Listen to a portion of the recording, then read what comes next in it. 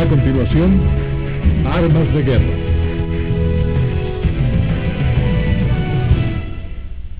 A continuación, en Armas de Guerra, pueden tener el poder de fuego de un batallón de artillería. Sobrevolando el campo de batalla o acechando detrás de obstáculos, pueden golpear sin previo aviso. Desde los torpes experimentos iniciales hasta los golpes de precisión en la tormenta del desierto, la rápida aparición de estos tanques voladores puede detener cualquier avance. Helicópteros artillados. A continuación, en Armas de Guerra.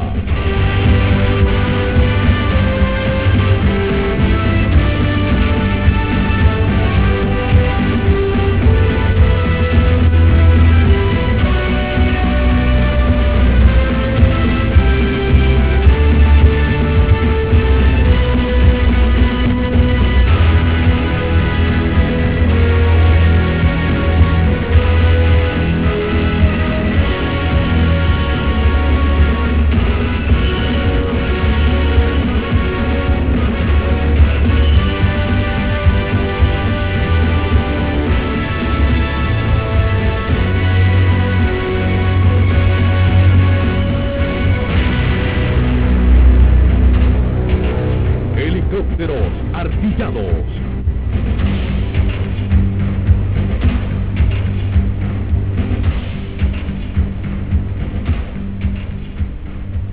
En tan solo medio siglo, los helicópteros han demostrado una versatilidad sin par en el campo de batalla.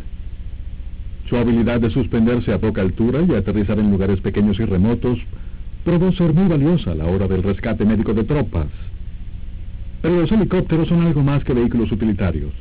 Volando a ras del suelo, equipados con rápidas ametralladoras, plataformas de cohetes múltiples y misiles guiados, el helicóptero artillado es una rápida y potente arma letal capaz de destruir tanques y posiciones fortificadas enemigas.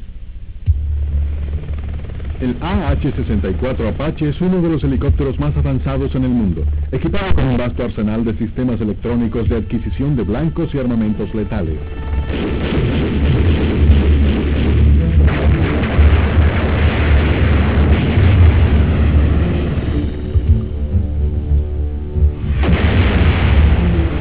Sin embargo, cuando el Apache arribó a la Arabia Saudita para la operación Escudo del Desierto, había muchas dudas sobre su desempeño operacional y su habilidad para sobrevivir en este hostil ambiente. El Apache necesitaba probarse en la Guerra del Golfo para que se le pudiera considerar como el helicóptero de ataque más sofisticado del mundo. Sus pilotos no tuvieron que esperar mucho para verificar si sus helicópteros estaban listos para el reto. Los Apaches fueron los primeros en atacar en la operación Tormenta del Desierto.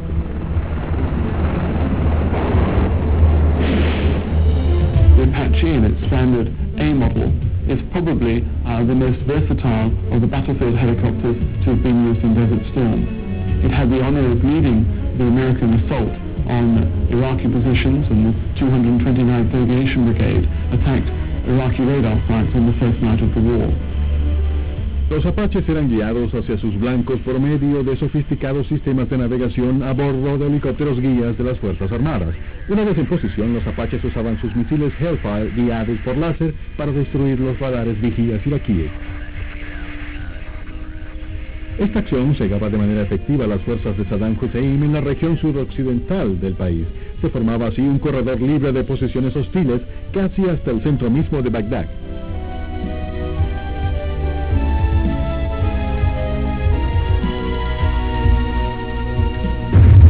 Durante toda la guerra, el Apache demostró ser no solamente letal, sino también confiable bajo las duras condiciones del desierto. Well, the AH-64 is a remarkable aircraft. It proved itself in Iraq, as we know, even though it had long been held in almost, if not contempt, at least with suspicion, because they thought it would not operate in that kind of environment, that the engines wouldn't be able to withstand the sand, the rotors wouldn't be able to withstand the desert environment and so forth. In fact, it had a very high commission rate. Well, one of the problems we've had since coming to Saudi Arabia is the sand on the blades, wearing the blades down mainly on the leading edge here. So to fix that problem, what we did is taking off all the blades and sanding them down, put a special polyurethane covering over the entire leading edge of the blade, and then to repair any slight damage that happens to it in flight, we have K100 epoxy, which we just rub on about every 15 flight hours, and it's been holding up real good. El AH-64 también ha sido diseñado para evitar y soportar la artillería del enemigo. It's nimble. It's able to withstand up to 23mm high explosive incendiary rounds, hitting the rotors, the transmission, the gearbox of the engines. It has two engines. It has a doubling up of all its systems internally. It has the capability also of withstanding crashes at speeds of up to, or acceleration rates of up to something like 30 meters per second. So it can be shot down at lower altitude and still survive the crash. El bimotor de la Marina, el AH-1W Super Cobra, también está equipado con muchas de las mismas características de seguridad del Apache, además de contar con un poder de destrucción similar en el campo de batalla.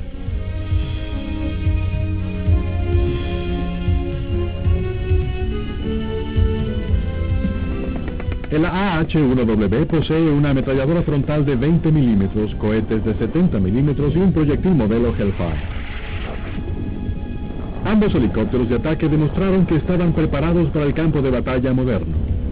Both helicopters have an anti-tank capability, but both were used outside that. Both helicopters were used in the nighttime environment when the enemy least expected them to be there. They proved to be very capable in that operation, and I think shown the way that the Army helicopter can be used to replace the Air Force Coast Air Support aircraft. It is literally flying artillery. It packs the punch of artillery battalion, and it brings it into right into close range. So it's a new and very, very forceful answer to armor, and it probably makes people rethink the role of the tank. The primary mission out here is to kill tanks. AH-64 is designed to kill tanks and does its job very well. What this system will allow us to do is to fly at 100 feet, 120 knots, and kill tanks at pinpoint accuracy. La combinación de mal tiempo y oscuridad y el largo alcance del proyectil Hellfire cercano a los 8 kilómetros a menudo significó que las unidades de infantería de campo iraquíes estaban siendo destruidas con precisos ataques de un enemigo al que no podían ver o que no podían alcanzar con sus propias armas. Basically, I suppose you could say that we have a helicopter weapon system combination that had never been used before, in the sense that it could attack targets outside the self-defense range of that target, and that made it almost invulnerable.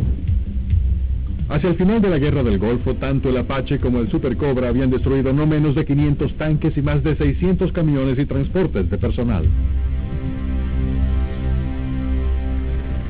Al ver estos modernos helicópteros de ataque cortar el aire en el cielo, nos parece difícil creer que el hombre no comenzara a dominar los principios del arte del vuelo vertical, sino hasta 1907. El primer helicóptero apenas pudo levantarse 1 metro del suelo, y todos los primeros modelos construidos eran extremadamente inestables. El principal problema era generar suficiente poder con los primitivos motores de la época para levantar vuelo y controlar el efecto de la torsión. La torsión genera en el cuerpo del helicóptero un movimiento contrario a la rotación de las aspas, lo que resulta en una pérdida de control. En los primeros intentos para controlar la torsión se utilizaron 2 rotores que giraban en direcciones contrarias para que cada uno cancelara el efecto de torsión del otro. Posteriormente, se desarrolló un mecanismo más eficiente con un único rotor principal y otro rotor vertical en la cola. Durante los años 30, Alemania y Estados Unidos avanzaron en el desarrollo de helicópteros. Alemania invirtió mucho más recursos económicos y obtuvo una serie de éxitos iniciales. The Germans, I guess, in accord with the German mentality at the time, armed their very first helicopters in 1943 and 1944.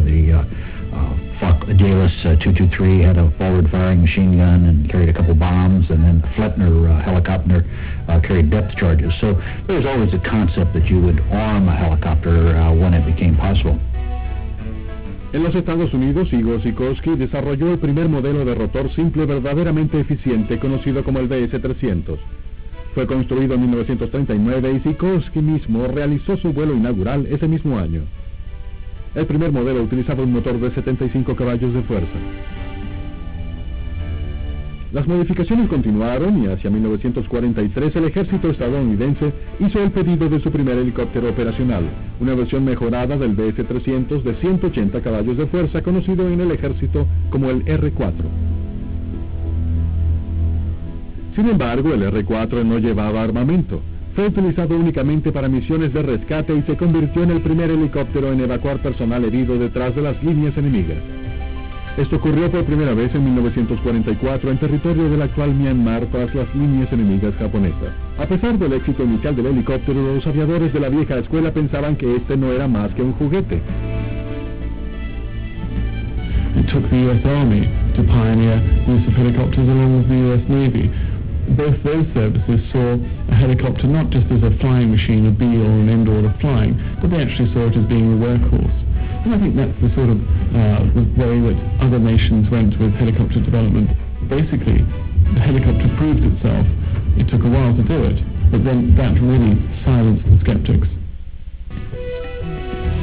Usted está viendo Armas de Guerra.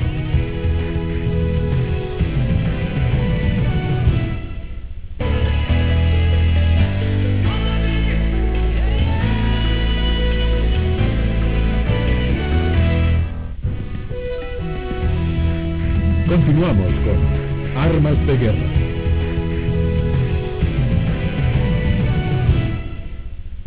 Cuando estalló la Guerra de Corea en 1950, los helicópteros como el H-13 y H-19 se habían convertido en herramientas militares viables, pero el helicóptero de ataque aún no existía.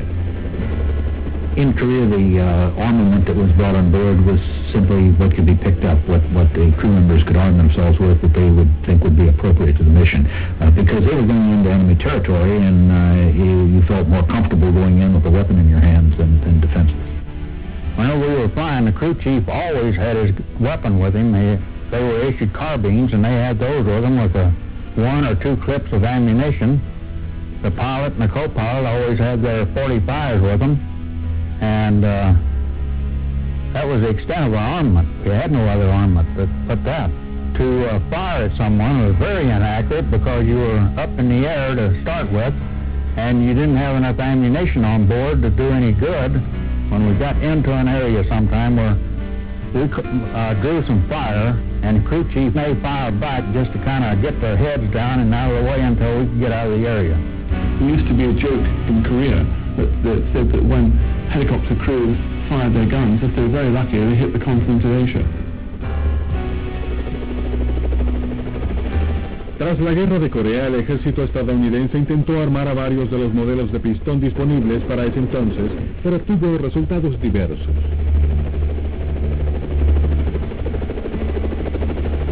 I was stationed at Fort Rucker. I understand that they tried putting weapons on some of the H-19s, the H-21s, I guess, and H-25. And that was a pretty hush-hush and pretty secretive deal that they were working on out there. El H-13 estaba armado en diferentes configuraciones. Una de las versiones estaba provista de 4 metralletas calibre 30 montadas en las patas de aterrizaje. Otra versión combinaba 2 metralletas de calibre 50 y 6 cohetes de 1.5 pulgadas. Estos cohetes podían ser reemplazados por unos de 3.5 pulgadas. Los modelos H-19 y H-21 también estaban provistos de una combinación de armamento similar. Pero los motores de pistón de estos primeros helicópteros armados simplemente no poseían la suficiente potencia para levantar vuelo con suficiente armamento pesado. Aún se necesitaba una fuente de potencia más avanzada. It wasn't until much later, until the advent of the jet-powered helicopter, that it began to be envisioned that you could indeed put fairly heavy weaponry, mini cannons, rocket launchers, and that sort of thing on helicopters. La respuesta fue la turbina a gas, el mismo tipo de fuente de potencia que se usa en aviones de reacción a chorro. El primer helicóptero de producción en serie en hacer uso de este tipo de turbina fue el UH-1 de la compañía Bell, también conocido como el Huey, que voló por primera vez en 1955. The Huey has been built in greater numbers than any other helicopter. It was in production for nearly 25 years, and there is hardly an armed force in the world which hasn't had some experience using the Huey helicopter. It was easy to fly. It had a very simple, robust gas turbine engine, so basically it's a great package to have. Al principio, el Huey solamente fue utilizado para el transporte y evacuación médica, pero rápidamente se le añadieron armas a este increíblemente versátil helicóptero. El UH-1 podía cargar más municiones que los antiguos modelos de motor a pistón, más municiones, cohetes adicionales e inclusive el misil francés de aire-tierra modelo SS-11 que se usó por primera vez en el 56. El ejército francés había sido pionero en el uso de helicópteros de asalto en el campo de batalla, siendo los primeros en usar el misil terrestre SS-10 en sus naves en Argelia en 1954. El misil mejorado SS-11 guiado por cable fue de hecho el primer misil específicamente diseñado para ser disparado desde un helicóptero. A pesar de que el SS-11 tenía un rango limitado, proveía al Huey con un medio relativamente preciso para destruir tanques. Además de los experimentos con armas, el ejército también conducía ejercicios de entrenamiento de movimientos en el aire para desarrollar tácticas más efectivas en el uso de las armas a bordo de los helicópteros. Pero fue en Vietnam donde la verdadera capacidad del Huey fue comprobada. En 1963, Hueys del modelo A, equipados con 2 metralletas fijas y 2 cohetes de 2.75 pulgadas, fueron utilizados para escoltar a los antiguos Hueys H-21 en el transporte de tropas subvietnamitas. Early model Hueys didn't carry a whole lot of cargo. You would carry as much ammo and as many guns as you could, but again, that was generally 4 fixed-mounted guns, or if you carried rocket packs, then you'd have to either download fuel or leave some of the crew at home. It was quite restrictive initially. Poco después, el modelo de aeronave artillada Huey-B, dotada de un motor más potente y ametralladoras transversales totalmente articuladas, se unió a las operaciones de combate. El cañonero utilizaba un instrumento de visión para apuntar las 4 ametralladoras M60 hacia el blanco. Este sistema era mucho más efectivo que el de los UH-1A de ametralladoras fijas, que requería alinear todo el helicóptero hacia el blanco. Cuando los modelos B llegaron por primera vez a Vietnam, estos no estaban provistos de lanzacohetes, pero pronto se les añadieron 8 cohetes de 2.75 pulgadas a cada lado, similares a los del sistema del Huey modelo A. Gradualmente, los UH-1 se convirtieron en los helicópteros más usados para el transporte de tropas a los campos de batalla, mientras que otros modelos Huey, fuertemente armados, se desempeñaban como helicópteros de escolta. Armed Hueys would be used to spray the tree line or to watch for enemy troops approaching, to defend the troops that were being deployed.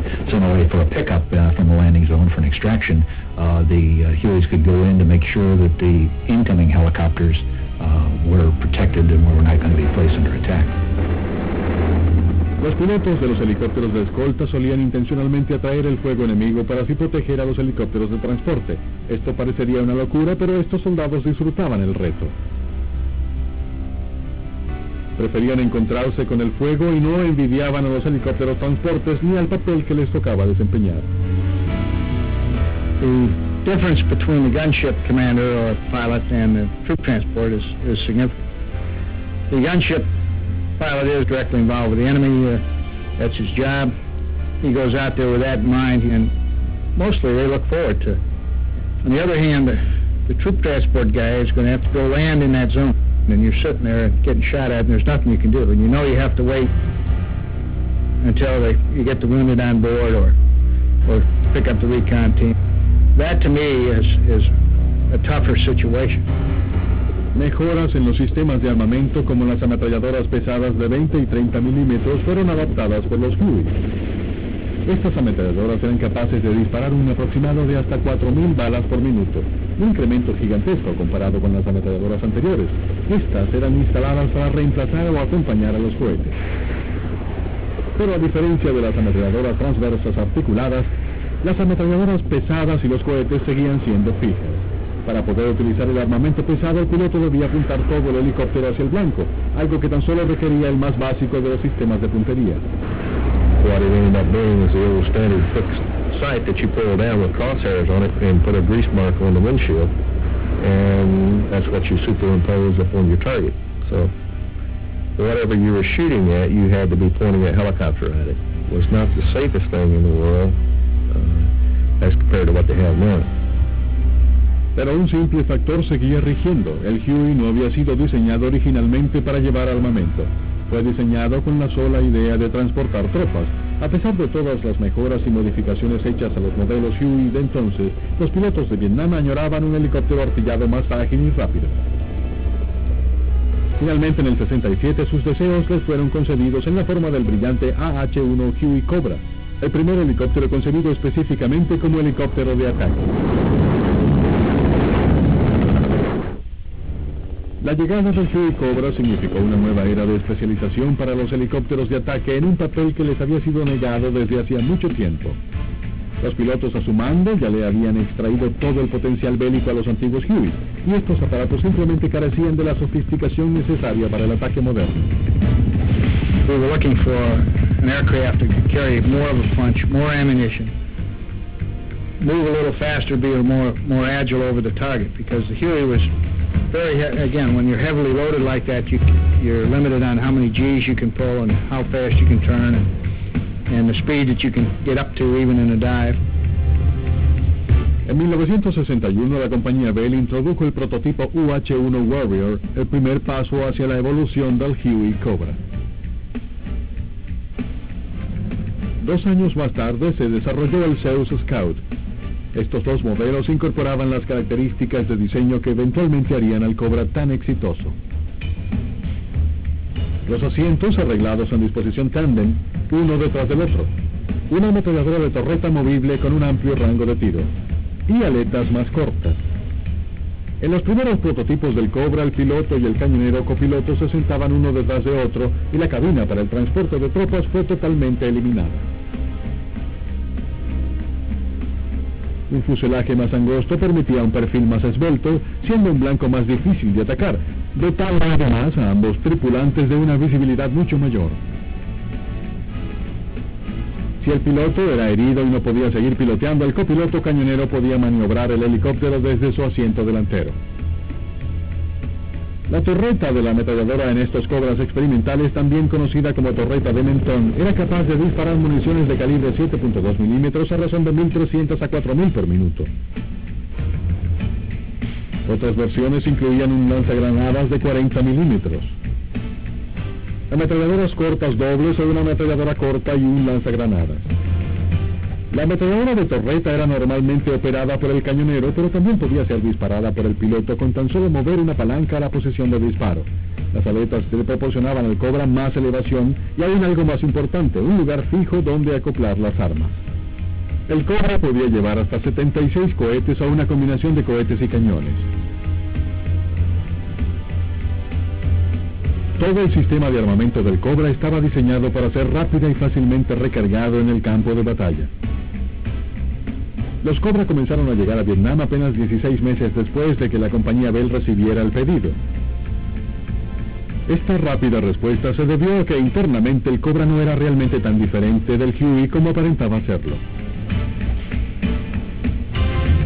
Helicopter folklore says that the Bell Company had to produce an attack helicopter for the US Army in a matter of days. So what they did was take the very successful Huey transmission system, the main rotor blades, tail rotor blades, the engine, and designed a helicopter that was only 36 inches wide. In the Cobra with a tandem cockpit, of course, both pilots are able to look out both sides. They have the one gun which they can swing around. They have rockets, and of course they can carry other gun pods. We carried bombs. We carried a little bit of everything, whatever was required. So the Cobra was a great step forward. Sin embargo, el éxito obtenido por el Cobra no significó que los viejos Hueys artillados pasaran al retiro. Los Hueys permanecieron en servicio y a pesar de la incorporación de los Cobras, los Hueys siguieron disfrutando de gran popularidad en la asistencia a las labores de ataque. The gunship pilot generally goes from zone to zone to zone, fight to fight to fight. Because of the scarcity of the gunships, they got involved in almost an endless string of conflicts all throughout the day. La habilidad de los helicópteros de ataque para moverse de batalla en batalla y sobrevolar sin permanecer en el blanco implicaba que los oficiales de campo podían estar seguros de que sus tropas recibirían el apoyo táctico aéreo que necesitaban. What it brought really was a revolution in the way the maneuver commander operated. And the maneuver commander is the guy on the ground who's controlling the troops. Because for the first time, he had his own Air Force.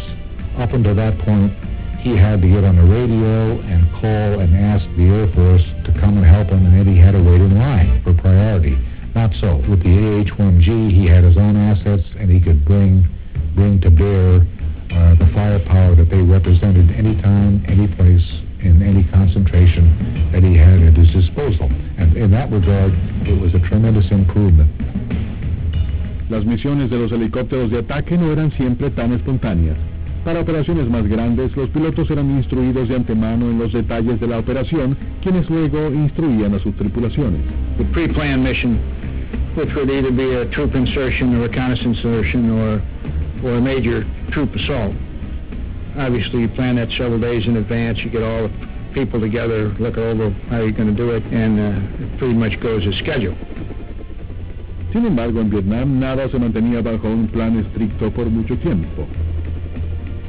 Las armas y tácticas usadas por el Vietcong y el ejército nacionalista vietnamita se sofisticaban con el paso del tiempo, exponiendo las debilidades inherentes de los helicópteros. The helicopter is a very complicated mechanism, the rotor system. All you have to do is look at it to realize that it's vulnerable to just about anything. Ingested of sand, dust, smoke, as well as debris and, of course, forearms. As the war progressed, more and more sophisticated weapons were brought down. Originally, they would use small arm fires, AK-47s or rifles, whatever they had on hand. Later, why the Vietnamese began to bring anti-aircraft weapons down, and pretty soon they were bringing radar-controlled anti-aircraft weapons down. They would normally wait for the transport to show up because you don't want to take on the gunship because he's just going to shoot at you until he either gets you or moves you back or gets you out of position. So they would wait for the transport and try and knock him down, because if they knock him down, now they're going to send more helicopters out, and it gets to be kind of an exciting event for the enemy in that case. El hecho de que los helicópteros fueran vulnerables al fuego enemigo no desmoralizó a sus pilotos.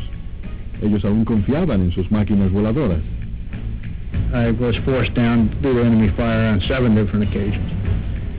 On 6 of those, I was able subsequently to salvage the airplane, replace an engine, rotor blade, whatever it might be, and return to base eventually after a day or so in some cases. But shot down is a relative thing. In a fixed wing, getting shot down is always catastrophic for the aircraft. In the case of a helicopter, not necessarily, depending on what systems are knocked out, all sorts of things. Los helicópteros de ataque en Vietnam habían demostrado que podían contrarrestar la amenaza enemiga y llevar a cabo las más variadas misiones. En los últimos momentos de la guerra, cuando los norvietnamitas aumentaron el uso de artillería pesada, los helicópteros de ataque probaron su versatilidad una vez más con un nuevo sistema de armamento. El misil TOE, guiado por cable. Until the TOE entered service with the US Army, there wasn't really an adequate anti-tank weapon system anywhere in the world. The French SS-11 and SS-12 systems didn't really have the punch nor the range to be an effective weapon system. The tube-launched, optically sighted, wire-guided missile, TOE, was brought into use in Vietnam, mainly in the fight for Hue, as an anti-tank weapon, as an anti-personnel carrier weapon, and to destroy bunkers. And really, the main aim of the weapon was to carry enough punch to destroy anything that the North had. El misil TOE fue un éxito instantáneo. A menudo los cañoneros podían eliminar varios blancos en una misma pasada. Además, el alcance de 3 kilómetros del TOE y su increíble exactitud significaban que podía neutralizar blancos muy específicos desde una distancia segura. Por ejemplo, una torre de vigilancia enemiga, en donde se encontraba un grupo de soldados que había causado varias bajas estadounidenses, era eliminado de un único disparo.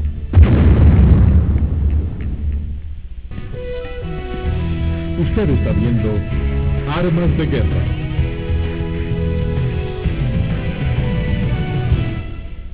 Tuvo un excelente desempeño en Vietnam bajo difíciles condiciones, a pesar de haber sido en realidad una versión modificada de la antigua UH-1 Huey. De hecho, el Huey Cobra fue diseñado solamente como un modelo provisional, hasta la llegada de un modelo superior, el AH-56 Cheyenne. Pero la cancelación del proyecto Cheyenne en 1972 le dio un hálito de vida al provisional Huey Cobra. From the experience the US Army gathered in Vietnam, in that of the Huey Cobra, it was obvious that a more robust, larger attack helicopter would be needed, not for the Vietnam War, but to attack tank formations should the Soviets decide to come rumbling across Central Europe and into Germany. The Huey Cobra was the first of its kind, and it was the first of its kind that was designed to attack tank formations. The Soviets decided to come rumbling across Central Europe and into Germany. The Huey Cobra was the first of its kind that was designed to attack tank formations. The Soviets decided to come rumbling across Central Europe and into Germany. The Cheyenne was a fighting helicopter. It was fast, it carried a heavy weapons punch, it was simple to operate and maintain, but it was also dogged with several flaws in its development program. The Lockheed Cheyenne was a very ambitious attempt to leap forward in technology and to get a much longer range, higher speeds, more versatility. In its trial flights, it proved to have an instability problem that caused some crashes. They lost enough of the prototypes and the program was delayed enough that they canceled it in 1972, and as usually the case, they were about ready to solve the problems. They about had the solutions at hand. But the net effect of it was to leave a void which the Bell line of helicopters was then able to fill with the El nuevo Cobra era el paso más lógico y económico para modificar el Cheyenne debido a que la línea de producción del Cobra podía ser actualizada fácilmente. Una de las primeras mejoras efectuadas en el Huey Cobra fue la adición del misil TOE que se instaló en los modelos AH-1Q. Se realizaron muchas pruebas tanto en blancos fijos como en blancos móviles con resultados alentadores. Inmediatamente los TOE Cobras fueron asignados al campo de batalla participando en juegos de guerra diseñados para probar la habilidad de estos helicópteros en el desempeño de su papel más lógico, la destrucción de filas de tanques soviéticos en Europa Central. The real thrust for the United States to have attack helicopters was to offset the tremendous disparity in armor between the Soviet Union and the NATO powers, because they had perhaps 4 to 5 times the number of tanks, and the only way that we saw that we could economically offset those would be to have enough attack helicopters with the capability to take out several tanks for the loss of a helicopter. Durante los ejercicios realizados por las fuerzas de la OTAN en el año 72, tanto helicópteros como tanques de bandos opuestos fueron equipados con dispositivos láser que simulaban disparos de armas y sensores especiales que registraban los blancos alcanzados. El sistema producía señales visuales como el humo que brotaba de los vehículos o aeronaves alcanzados por las albas. Los TOE Cobras trabajaban conjuntamente con helicópteros exploradores para detectar filas de tanques de aproximación y luego se retiraban a posiciones de emboscada. El esbelto perfil de los Cobra hacía difícil su observación desde lejos y eran prácticamente imposibles de reconocer cuando los Cobras se escondían detrás de árboles y otros accidentes topográficos.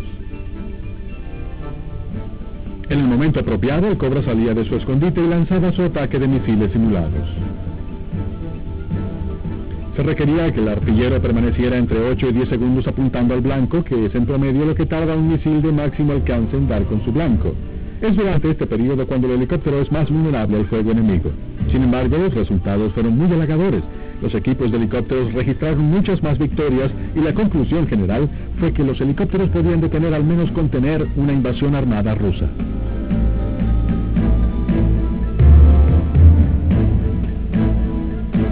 No obstante, estas pruebas se habían hecho durante el día y bajo condiciones climáticas favorables.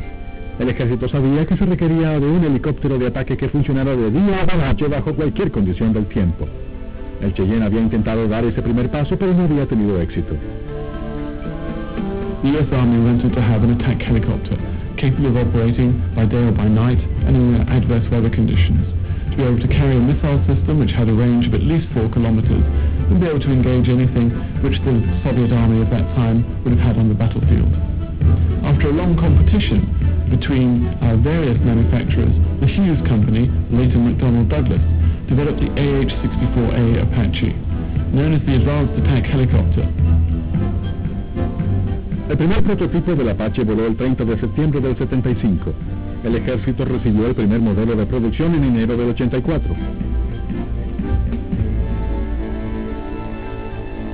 Inicialmente, el AH-64 era propulsado por 2 motores General Electric T-700 ampliamente separados, capaces de generar 1.536 caballos de fuerza cada uno.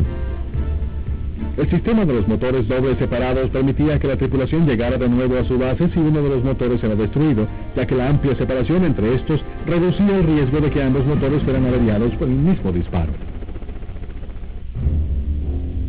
El Apache estaba armado con una ametralladora de 30 milímetros montada sobre la proa de la nave con capacidad de disparo de hasta 1.200 municiones.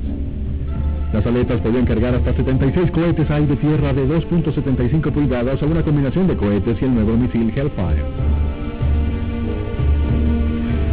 El modelo mejorado del misil Hellfire, añadido en el 86, le daba al Apache más poder de impacto y destrucción de tanques que los viejos sistemas de misiles Thor. Pero fueron los modernos sistemas de adquisición de blancos y controles de vuelo los que hicieron del Apache un helicóptero mucho más efectivo que sus predecesores. The AH-64 in many ways fills the bill that the Cheyenne was intended to fill, but it fills it 20 years later in time, and it fills it after 20 years of progress in target acquisition, and flight control systems, and avionics, and even in material. Usando 3 sensores en la nariz del aparato, el Apache puede reconocer blancos a través de cualquier condición climática o incluso humo.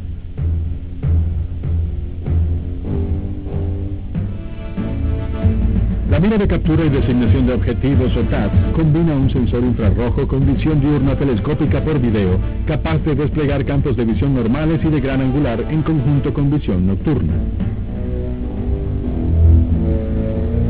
El sofisticado sistema de control de vuelo también permite al Apache sobrevolar a ras de tierra durante la noche sobre cualquier tipo de terreno, incluso en el Gran Cañón del Colorado.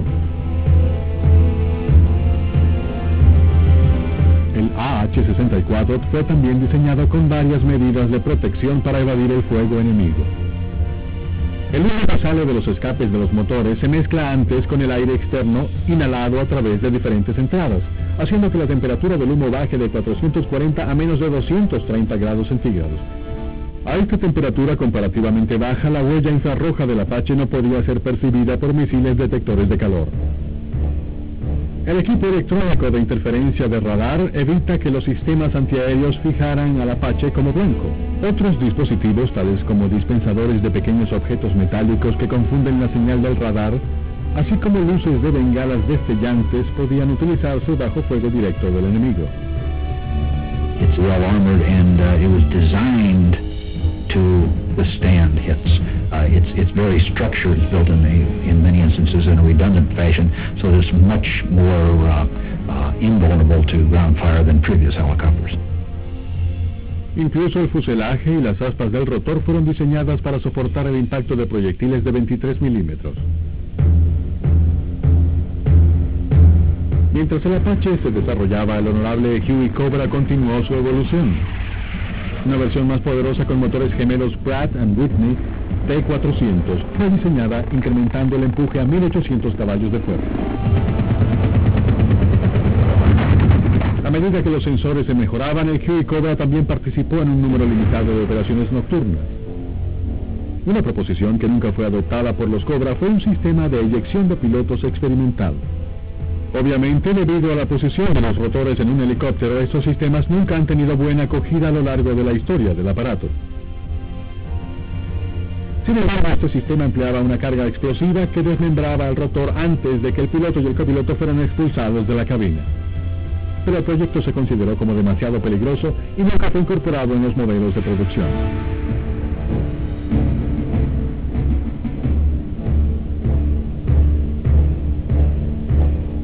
Los Hueys Cobra modernizados llegaron a incorporar el misil AGM-114 Hellfire. Los sistemas Hellfire, guiados por láser inicialmente diseñados para el Apache, equipaban a ambos helicópteros con un arma antitanque de largo alcance y precisión.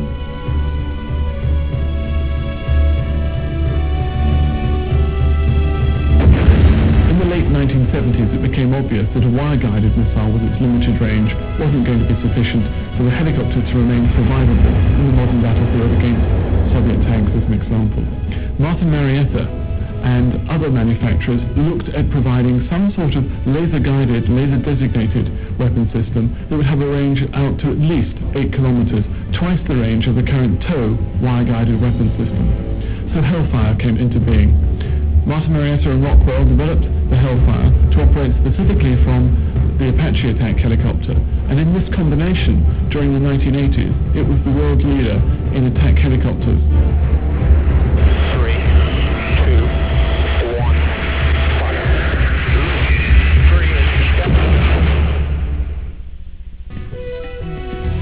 Usted está viendo Armas de Guerra.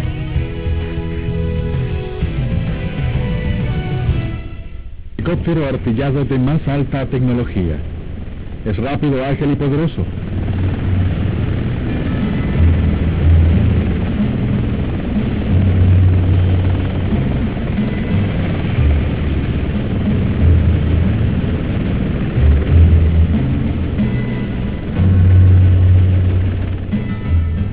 Apache 64 continúa siendo perfeccionado. El nuevo radar situado en la parte superior del rotor le da más ventajas al momento de reconocer los blancos y reduce el tiempo de cálculo para el ataque.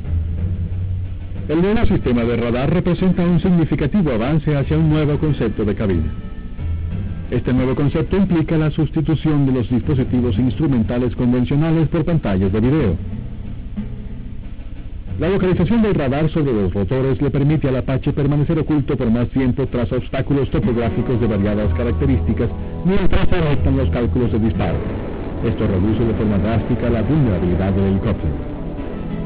Además, otra nave o incluso un soldado en tierra puede dirigir el misil Hellfire del Apache al blanco. Por lo tanto, el Apache solamente necesita exponerse al fuego del enemigo apenas durante el breve lapso de tiempo que necesita para disparar el misil.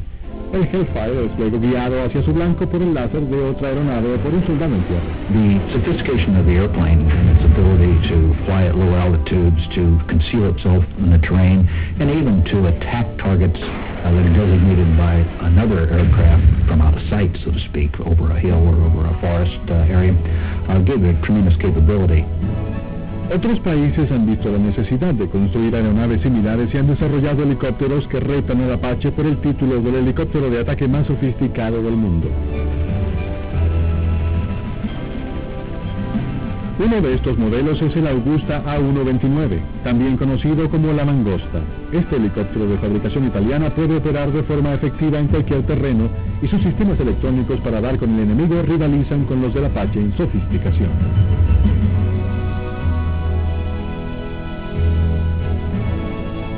El helicóptero alemán Volko Glon BO-105 es una aeronave increíblemente versátil. El arreglo frontal de los asientos lado a lado reduce la velocidad máxima del helicóptero, pero la avanzada mira montada en el techo le permite ocultarse del enemigo antes de lanzar sus misiles.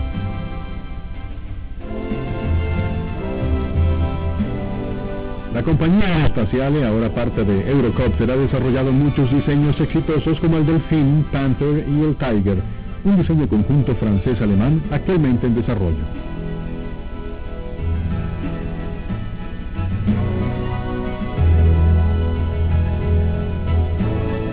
Mientras que estos aparatos comienzan a desempeñarse en los modernos campos de batalla, ya la próxima generación de helicópteros de ataque está en desarrollo. El helicóptero liviano Boeing Sikorsky, también conocido como el IRA-66 Comanche, representa el futuro de los helicópteros de ataque del ejército estadounidense. Un prototipo en escala real que aún no vuela ya ha sido construido y el primer vuelo del Comanche tiene como fecha agosto del 95. Sin embargo, muchas de sus impactantes innovaciones pueden ser admiradas hoy en día. El liviano helicóptero podrá ser fácilmente transportado a cualquier parte del mundo usando un avión C-130. El Comanche lleva el nuevo concepto de cabina con pantallas de video un paso más cerca del campo de batalla.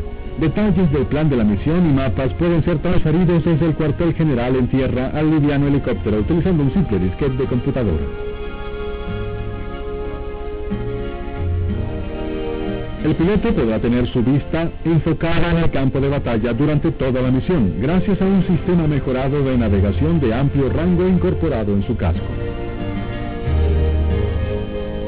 Un sistema mejorado de visión nocturna permitirá al piloto ver con mayor claridad el campo de batalla durante la noche. El reconocimiento y adquisición de los objetivos se realizará en un tiempo 95% menor con un 40% más de alcance. El Comanche está armado con una ametralladora Gatling de 20 milímetros habilitada para disparar 1.500 municiones por minuto. Dispone de una amplia variedad de misiles aire-aire y aire-tierra y el aparato puede rearmarse y repostar combustible en tan solo 13 minutos. El exterior de la aeronave está construido enteramente de materiales compuestos que absorben las señales de radar, haciendo del Comanche el primer helicóptero imperceptible.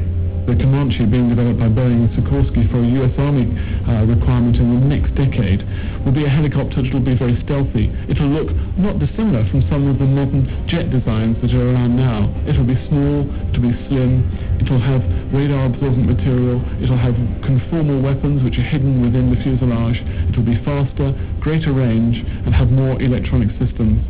There's no doubt that the battlefield helicopter is here to stay. El helicóptero ha demostrado que puede operar de forma efectiva como aeronave de ataque, y a medida que los modelos futuros sean más rápidos, cada vez más silenciosos o inclusive más potentes, su papel en el campo de batalla seguirá aumentando. Debido a que es el único capaz de volar a ras, sobre y alrededor de cualquier terreno, puede dar un golpe contundente bajo cualquier clima, día o noche.